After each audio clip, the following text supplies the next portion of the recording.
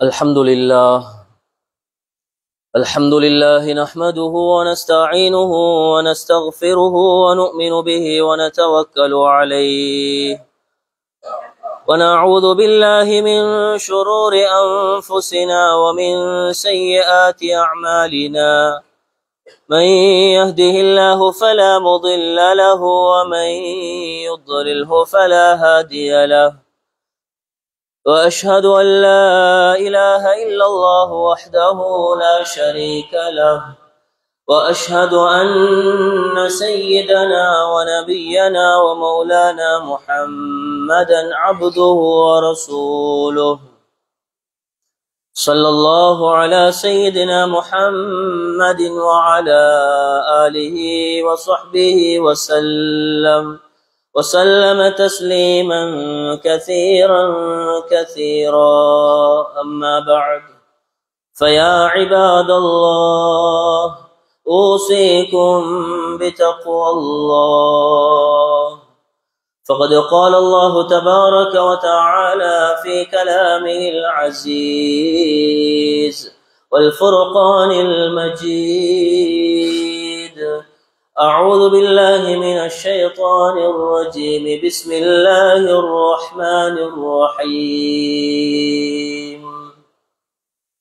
ألف لام ميم ذلك الكتاب لا ريب فيه هدى للمتقين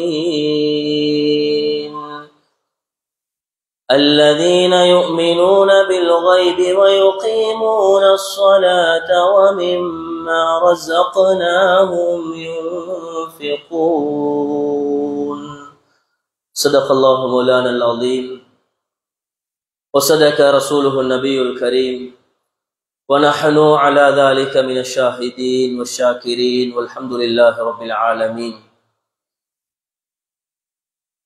وقال رسول الله صلى الله عليه وسلم بني الإسلام على 5: شهادة أن لا إله إلا الله وأن محمد رسول الله وإقام الصلاة وإيتاء الزكاة وصوم رمضان والحج.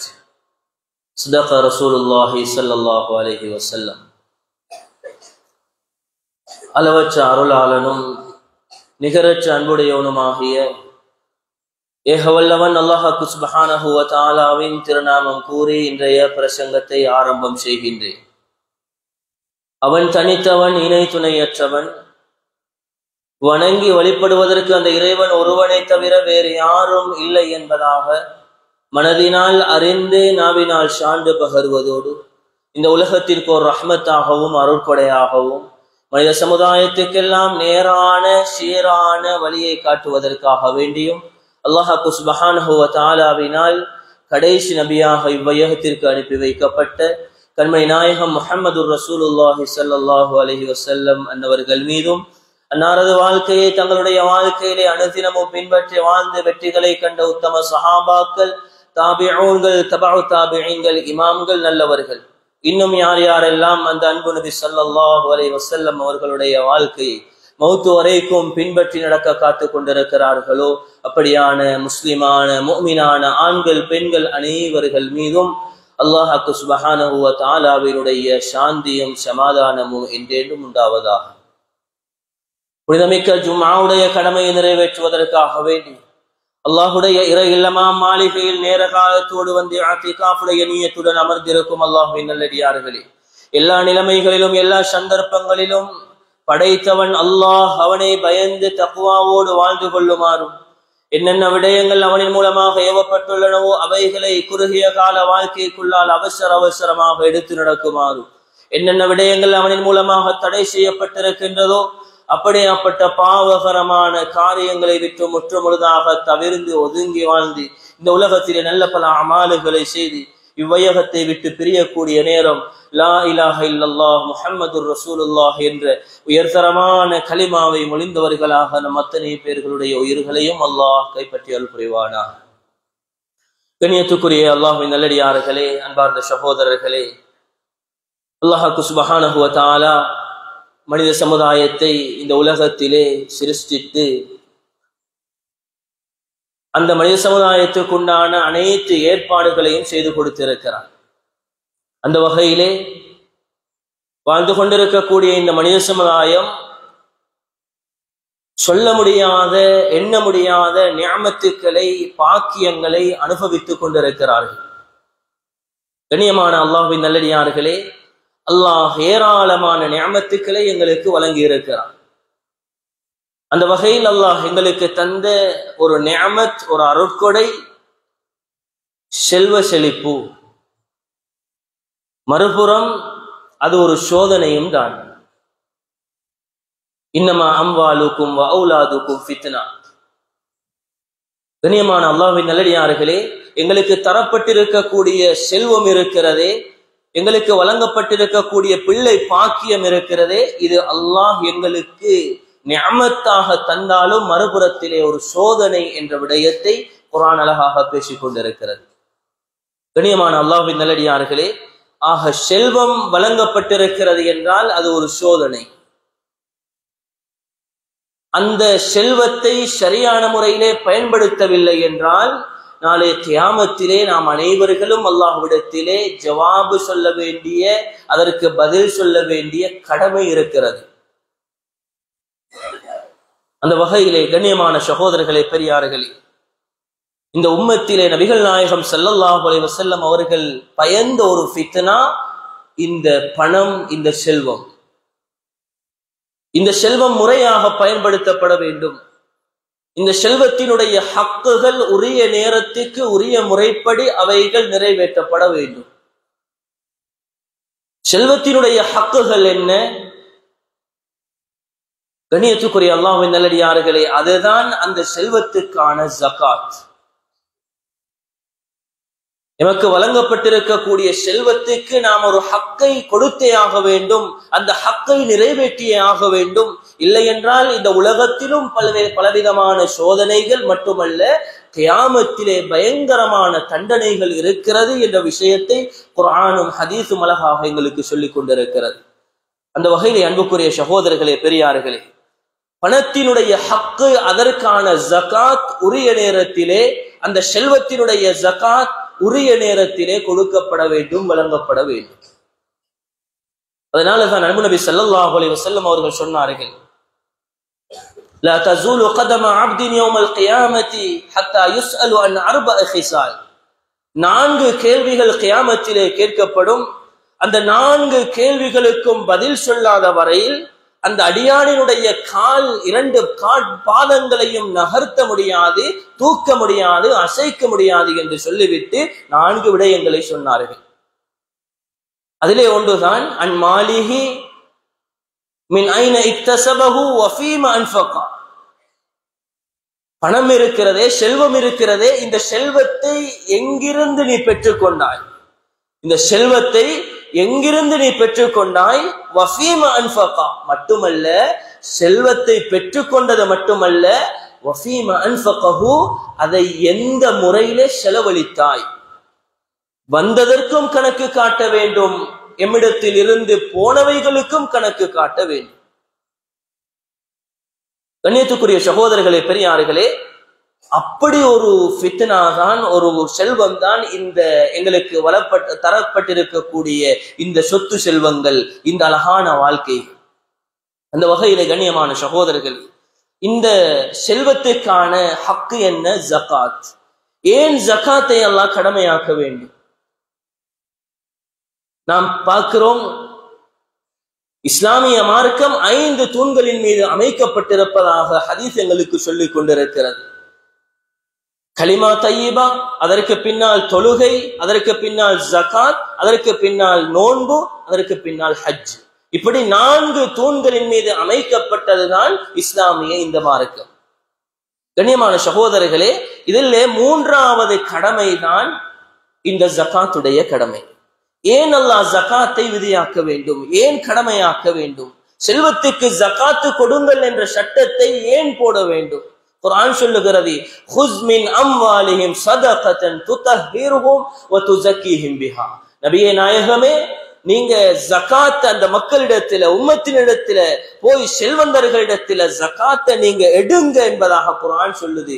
சொல்லிவிட்டு குஸ் மின் அம்வாலிஹிம் ஸதகத்தன் துதஹிருஹும் வ துஸக்கீஹிம் பிஹா. எதற்காக எடுக்கணும்? அவர்களை நீங்க அதை கொண்டு பரிசுத்தப்படுத்துங்க. ஜகாத்தை எடுத்து அந்த அவர்களினுடைய செல்வத்தை பரிசுத்தப்படுத்துங்கள். அதே போன்று வ துஸக்கீஹிம் பிஹா, அவர்களுடைய உள்ளத்தையும் தஸ்கியா செய்யுங்கள், தூய்மைப்படுத்துங்கள் என்பதாக குர்ஆன் அழகாக பேசிக் கொண்டிருக்கிறது. கண்ணியமான சகோதரர்களே, அப்ப ஜகாத்தை ஏன் அல்லாஹ் கடமையாக்கினான் என்றால், எங்களுடைய சொத்து செல்வங்கள் தூய்மையாக வேண்டும், பரிசுத்தமானதாக அவைகள் அமைய வேண்டும். மட்டுமல்ல, எங்களோட கல்வும் சுத்தமாக அமைய வேண்டும், தூய்மையானதாக ஆக வேண்டும் என்ற அடிப்படையிலே ஜகாத் கடமையாக்கப்பட்டிருக்கிறது. கண்ணியத்துக்குரிய அல்லாஹ்வின் நல்லடியார்களே, இந்த ஜகாத் என்கின்ற நேரத்தில் இது செல்வந்தர்களுடைய செல்வத்திலிருந்து ஒரு பகுதி அந்த அல்லாஹுக்காக வேண்டி ஜகாத் என்ற அடிப்படையிலே ஒதுக்கப்பட வேண்டும்.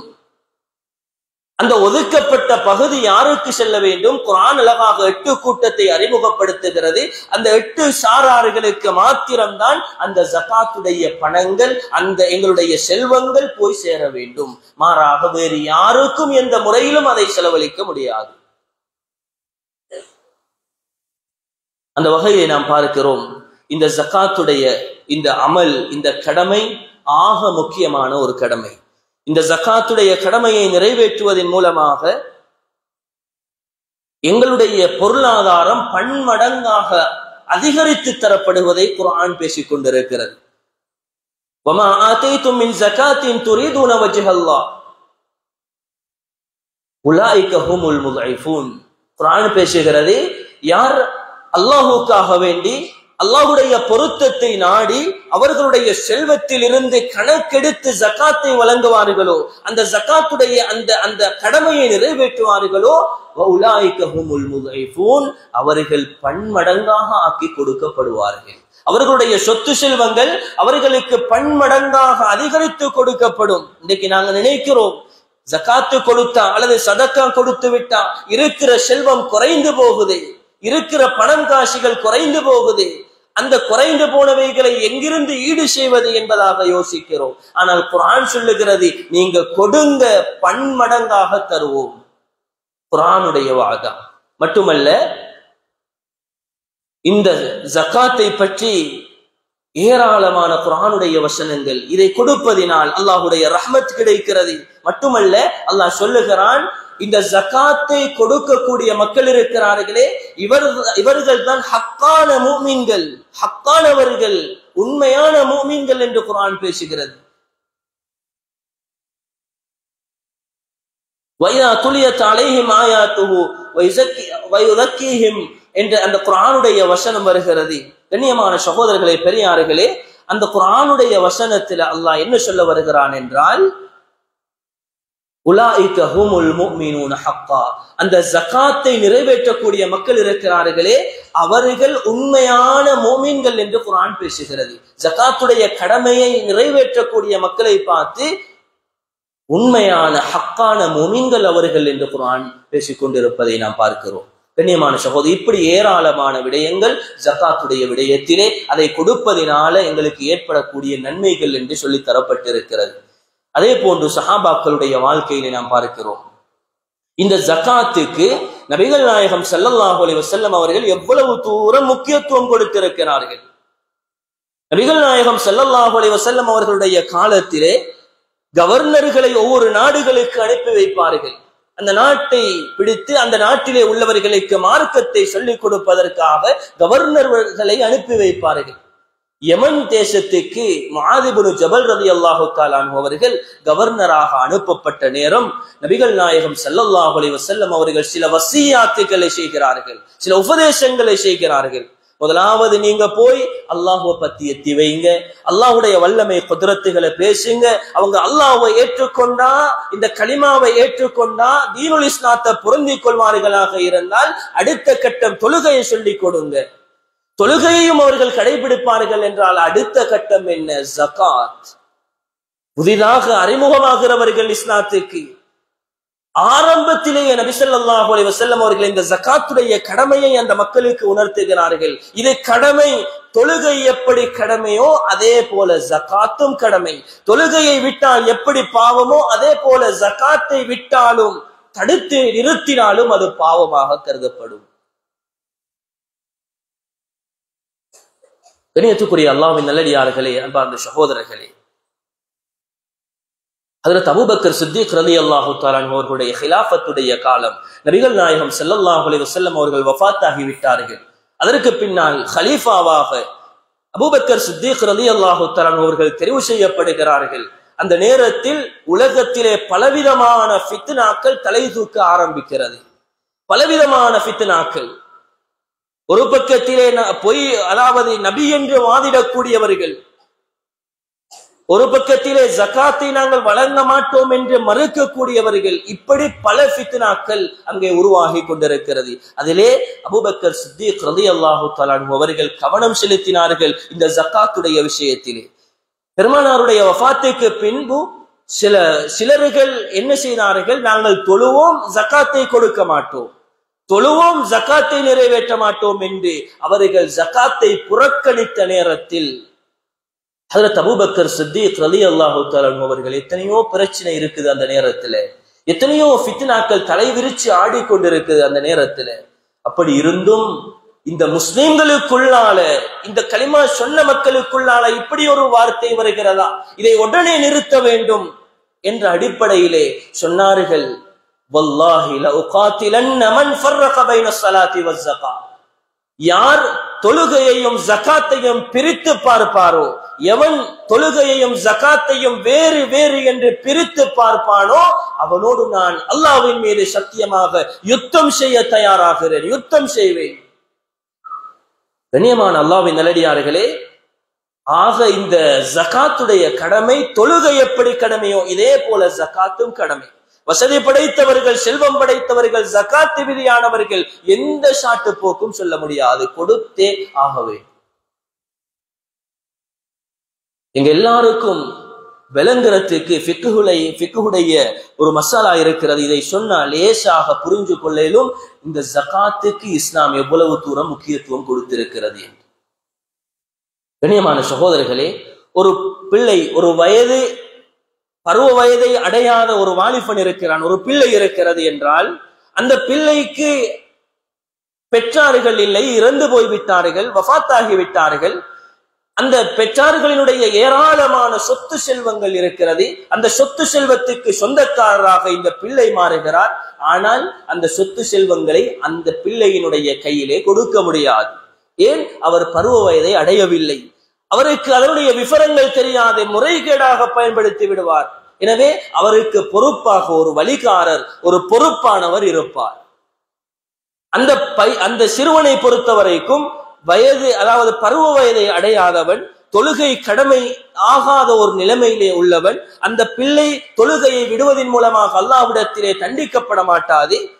இப்படி இருக்குகின்ற அந்த கட்டத்தில் அந்த பிள்ளைகளுடைய அந்த பொருட்கள், அந்த செல்வங்கள் ஜகாத்துடைய அந்த அளவை நிசாபை எத்துமாக இருந்தால், அந்த ஜகாத்துடைய நிசாபை எத்துமாக இருந்தால், அந்த ஜகாத்தினுடைய நிபந்தனைகள் எல்லாம் அங்கே பரிபூர்ணப்படுத்தப்படுமாக இருந்தால், அந்த செல்வங்களுக்கு ஜகாத் கொடுக்க வேண்டும். யார் கொடுக்க வேண்டும்? அந்த பிள்ளைக்கு யார் வழிகாரராக இருக்கிறாரோ, பொறுப்பானவராக இருக்கிறாரோ, அவர் ஜகாத், அந்த செல்வத்துக்குரிய ஜகாத்தை நிறைவேற்ற வேண்டும். மறுபுறம் பார்த்தா தொழுக அந்த பிள்ளைக்கு கடமை இல்லை, நோன்பு கடமை இல்லை, ஹஜ்ஜு கடமை இல்லை. இப்படி இருக்கக்கூடிய இந்த கட்டத்துல அந்த பொருளுக்கு ஜகாத் கடமை என்றால் ஜகாத் கொடுத்தே ஆக வேண்டும் என்று சொல்லுகிறது இஸ்லாமிய மார்க்கம். ஆக நாங்கள் ஒவ்வொருத்தரும் விளங்கிக் கொள்ளணும் இந்த ஜகாத் எவ்வளவு முக்கியமானது.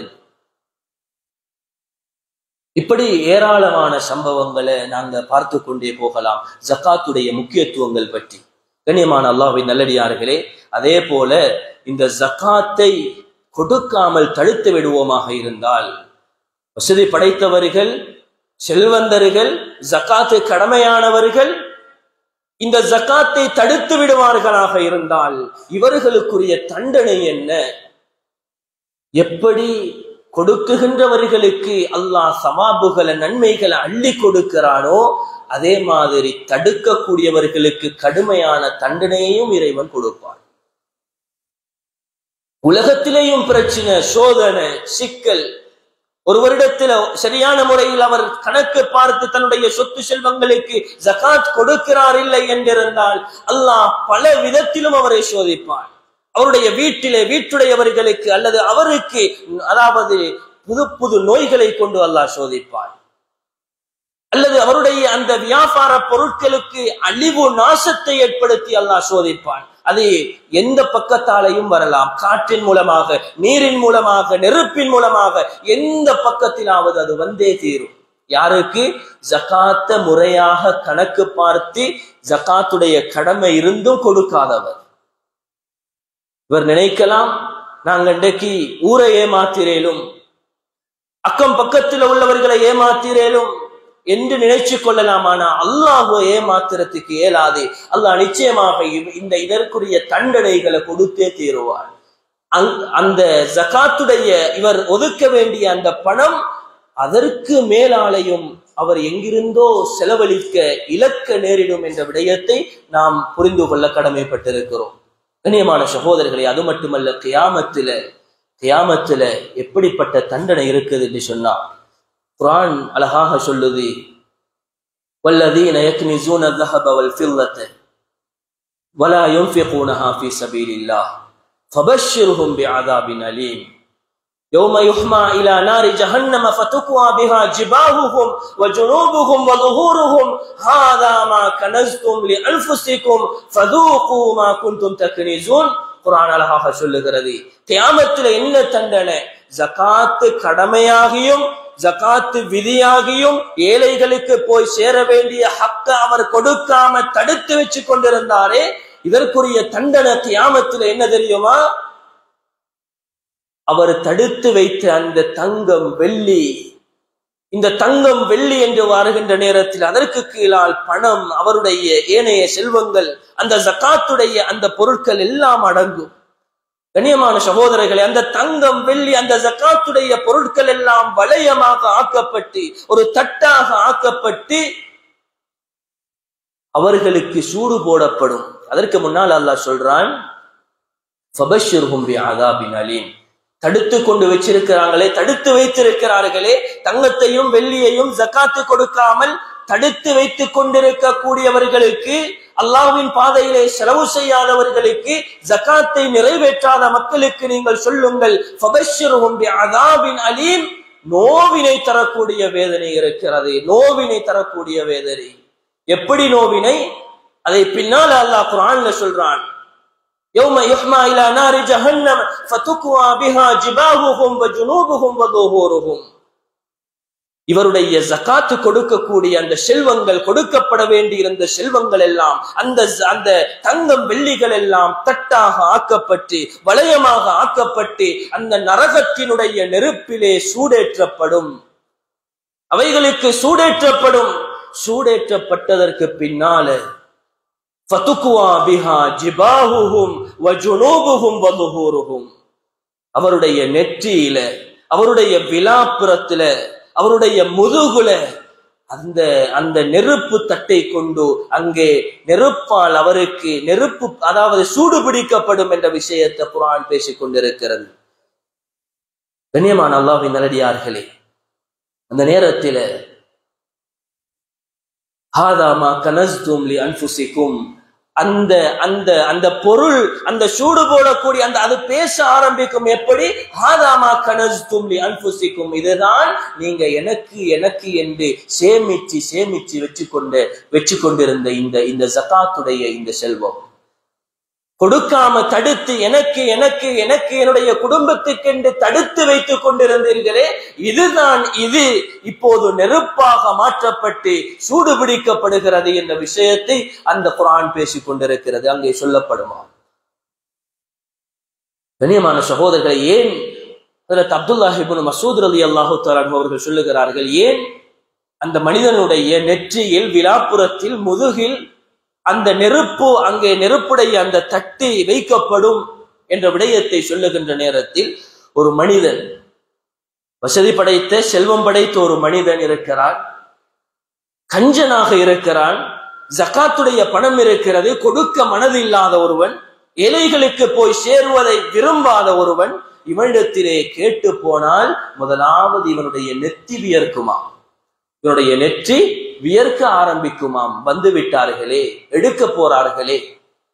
அதனால நெற்றிக்கு அல்லாஹ் தண்டனையை கொடுக்கிறான். அதற்கு பின்னால சொல்றாங்க, விழாப்புறத்துக்கு 2வது தடவை போற நேரத்துல திரும்பி கொள்கிறான், மூஞ்சை பார்க்க மாட்டான், திரும்பி கொள்கிறான். அங்கே விழாப்புறத்துக்கு தண்டனை. 3வது தடவை போற நேரத்தில் ஆள் வீட்டுல இல்லைன்னு சொல்லிடுங்க என்று புறமுதுகிட்டு ஓடிவிடுகிறான். ஜகாத்து அல்லாஹ்வுக்கு போய் சேர வேண்டிய இந்த உன்னதமான இந்த கடமை போவதை விரும்பாத அந்த மனிதன் புறமுதுகிட்டு ஓடிவிடுகிறான். அதனால் முதுகுக்கு தண்டனை என்று ஹஜ்ரத் அப்துல்லாஹ் இப்னு அப்பாஸ் ரலியல்லாஹு தஆலா அவர்கள் சொல்லி காட்டுகிறார்கள். கண்ணியமான சகோதரர்களே, இப்படி பயங்கரமான தண்டனை கியாமத்திலே இருக்கிறது.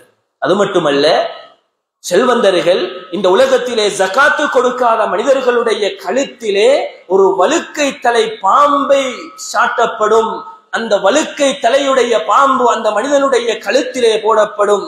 கண்கள் அதாவது நெருப்பை போன்று அதாவது நெருப்பை போன்றுள்ள நிலைமையில் அந்த பாம்புடைய அந்த அந்த தன்மை விளங்கப்படுத்தப்படுகிறது.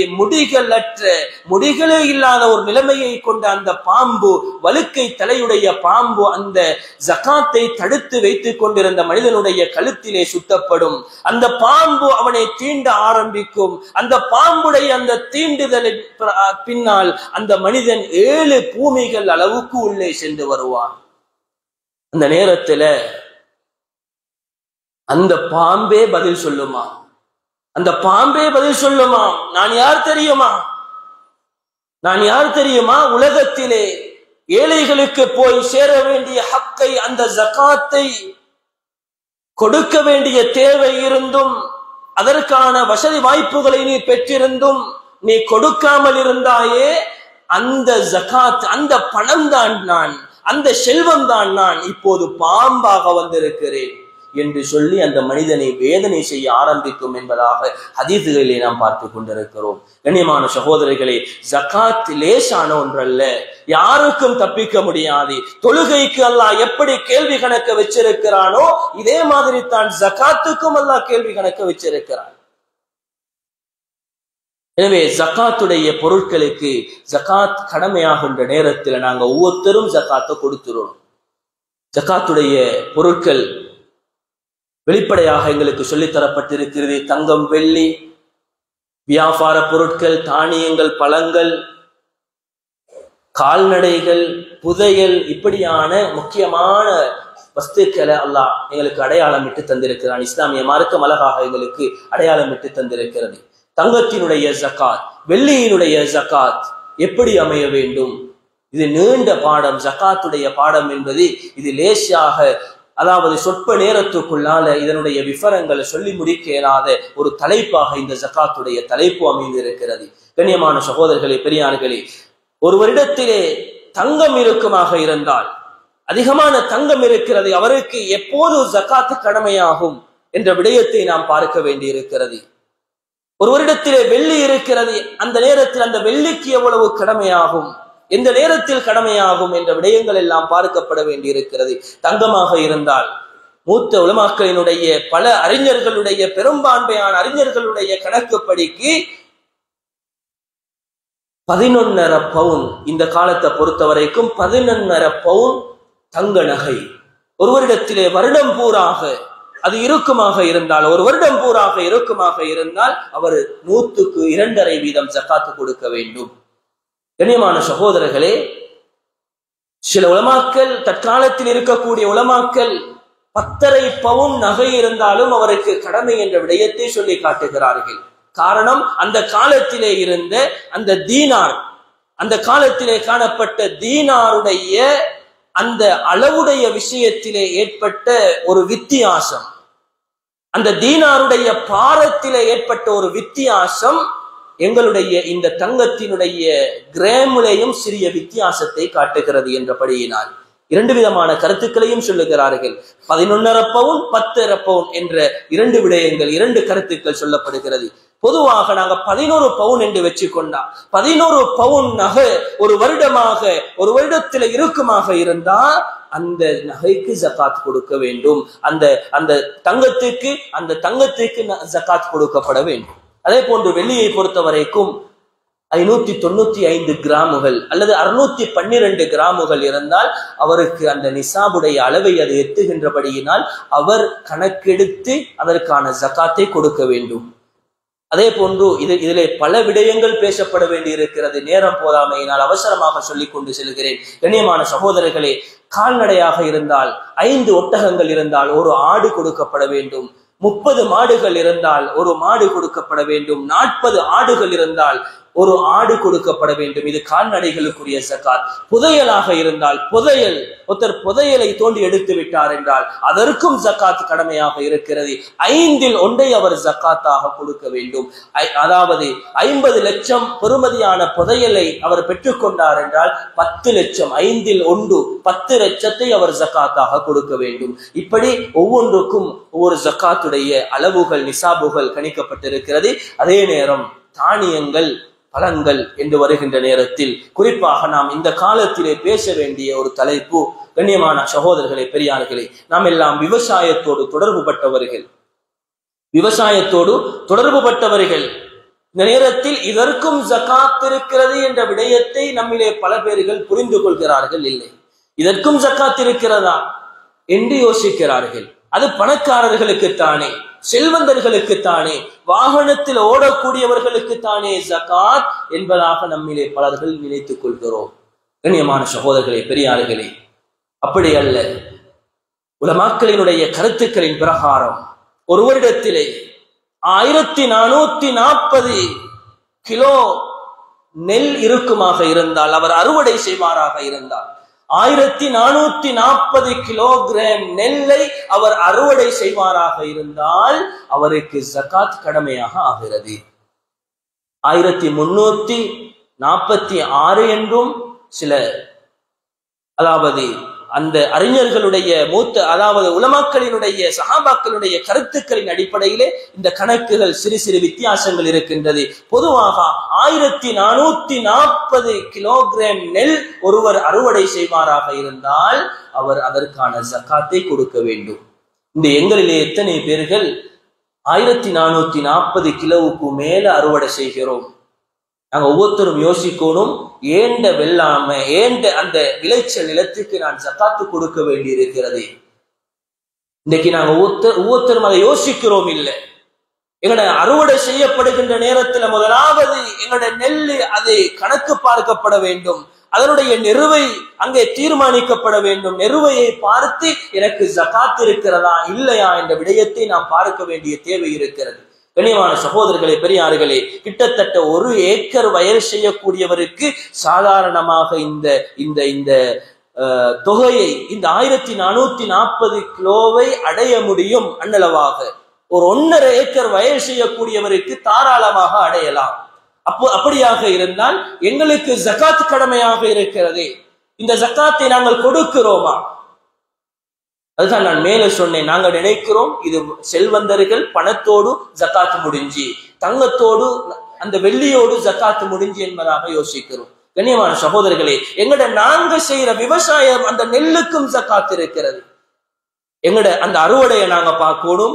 1440 கிலோகிராம் அது எத்துமாக இருந்தா ஜகாத்து கடமையாக மாறும். அந்த நேரத்தில் 2 விடயங்களை கவனிக்கணும்.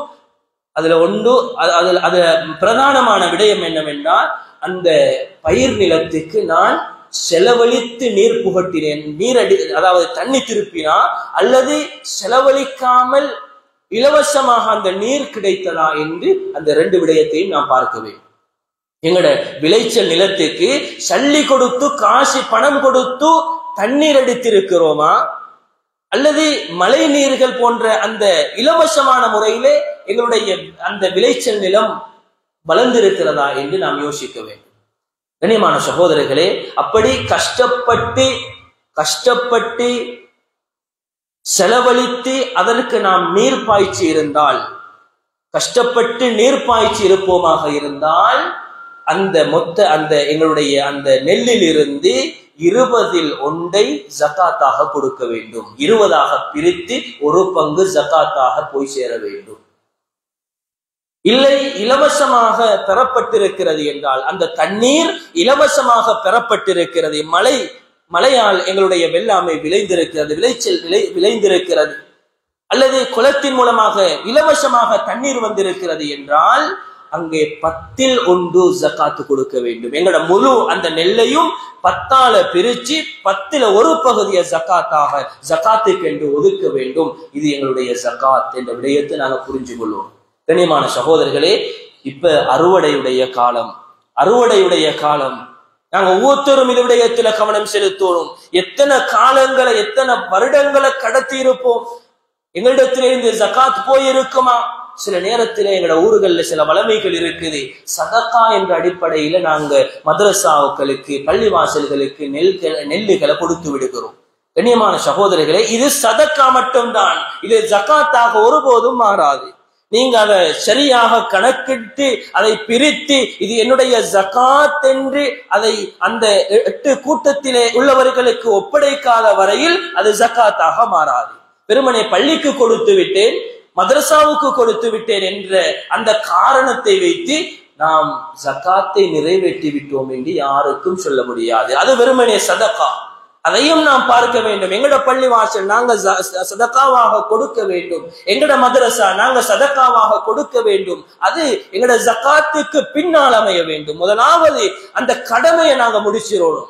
ஜகாத் இருந்தா ஜகாத்தை முடிச்சதற்கு பின்னால மஸ்ஜிதுக்கு, பள்ளிக்கு, மதரசாவுக்கு, இப்படி ஊரில் உள்ள ஏழைகளுக்கு நாங்க சதகாவாக தாராளமாக கொடுக்கலாம். கண்ணியமான சகோதரர்களே, எனவே நாங்க ஒவ்வொருத்தரும் விவசாயிகள் இந்த விடயத்துல கரிசனை கொள்ளணும். இந்த விடயத்தை நாங்க ஒவ்வொருத்தரும் சிந்திக்கணும். எனக்கு என்ற வீட்டில நான் செய்கின்ற தொழில்ல எதுல ஜகாத்து கடமை என்ற விடயத்தை உங்களுக்கு தெரியாட்டி உலமாக்கள் இருக்கிறாங்க, மூத்த உலமாக்கள் நம்முடைய ஊர்ல இருக்கிறாங்க, அவங்களை அணுகி அவங்களோட மசூரா செய்யுங்க. உங்களோட விடயத்தை சொல்லுங்க, உங்களோட வியாபாரம், உங்களோட பிசினஸ் அவங்களிடத்துல சொல்லுங்க. எனக்கு இவ்வளவு வருமானம், வருடத்துல இவ்வளவு மீதியாக இருக்குது, கையில இவ்வளவு பணம் இருக்குது, அல்லது வீட்டில அதாவது தங்கமாக பாவிக்காமல் என்னுடைய மனைவி பிள்ளைகள் பாவிக்காமல் சேமித்து வைத்த தங்கம் இவ்வளவு இருக்கிறது, இதற்கு ஜகாத் இருக்கிறதா என்று உலமாக்களை அணுகி எங்களோட விடயங்களை சொல்லி நாங்க ஒவ்வொருத்தரும் தீர்வெடுக்கணும். இல்லைன்னா இது எனக்கு தெரியாது கேள்விப்பட இல்லை என்று யாருக்கும் தப்பேலாது. அதனால ஜகாத்துடைய விஷயத்துல எல்லாரும் கரிசனை செலுத்துங்க, ஒவ்வொருத்தரும் கரிசனை செலுத்துங்க என்ற விடயத்தை இந்த ஜும்மாவுல இருந்து உங்களுக்கு நான் எத்தி வைக்கிறேன். உலமாக்களுடைய பொறுப்பு எதற்கு ஜகாத் கொடுக்கப்பட வேண்டும். இன்னும் நிறைய விடயங்கள், கிலாஃபான விடயங்கள், கருத்து வேற்றுமை உள்ள விடயங்கள் இருக்கிறது. உலமாக்களை அணுகி உரிய முறையில் அதற்கான தீர்வுகளை பெற்றுக் கொள்ளுங்க. அந்த ஜகாத்துகளை முறையாக கொடுத்து அல்லாஹ்வுடைய திருப்பொருத்தத்தை பெற்றுக் கொள்ளுங்க. இல்லைன்னா உலகத்திலையும் எங்களுக்கு ஏதோ ஒரு அடிப்படையில் சோதனை, பிரச்சனை வந்து கொண்டே இருக்கும். மறுமையிலையும் பயங்கரமான பிரச்சனைகளுக்கு நாம் முகம் கொடுக்க வேண்டி இருக்கும். இன்றைக்கு நாம் பார்க்கிறோம், எங்களுக்கு இல்லாட்டி நாங்க அந்த ஜகாத்துல குறைபாடு செஞ்சதன் விளைவு எங்களோட பிள்ளைய தாக்குது. கடுமையான நோய்கள், அல்லது எங்களோட வியாபாரம் அழிஞ்சு போகுது, நெருப்பெடுத்து பத்துது, அல்லது நீரின் மூலமாக அழிஞ்சு போகுது, வயல் நிலங்கள் நீரின் மூலமாக அழியுது சில காலங்கள்ல. ஏன்? எங்களோட ஜகாத்துடைய குறைபாடுகள். அல்லாஹ்வுக்கு கொடுக்க வேண்டிய அந்த ஹக்க, அந்த கடமையை, அந்த ஏழைகளுக்கு போய் சேர வேண்டிய சொத்துக்கள்ல நாங்க குறை செஞ்சிட்டோம். அதனால் அன்புக்குரிய சகோதரர்களே, எங்கட சொத்துக்களை தூய்மைப்படுத்தணுமாக இருந்தா, எங்கட சொத்துக்கள் வளரணுமாக இருந்தா ஜகாத்தை உரிய முறையில நிறைவேற்றுவோம். எனவே எல்லாம் வல்ல அல்லாஹ் நம் அனைவர்களையும் பொருந்திக் கொள்வானாக. யா அல்லாஹ் ரப்பே ரஹ்மானே, நம் அனைவருடைய தாய் தந்தையர்களுடைய பாவங்களையும் மன்னித்தல் புரிவாயாக. நம்முடைய மனைவி, பிள்ளைகள், உற்றார் உறவினர்கள், ஊர் மக்கள் அனைவர்களுடைய பாவங்களையும் மன்னித்தல் புரிவாயாக. யா அல்லாஹ், உன்னுடைய கடமைகளில் எந்த விதமான குறைச்சல்களையும் நாங்கள் செய்துவிடாமல் சரியான முறையிலே சரியான நேரத்துக்கு அந்த கடமைகளை நிறைவேற்றக்கூடிய பாக்கியத்தை நம் அனைவர்களுக்கும் தந்தல் புரிவாயாக. யா அல்லாஹ், நம் அனைவர்களுடைய இறுதி முடிவையும் நல்லதாக ஆக்குவாயாக. ஆமீன் ஆமீன். வ ஆகிரு தஅவானா அல்ஹம்துலில்லாஹி ரப்பில் ஆலமீன்.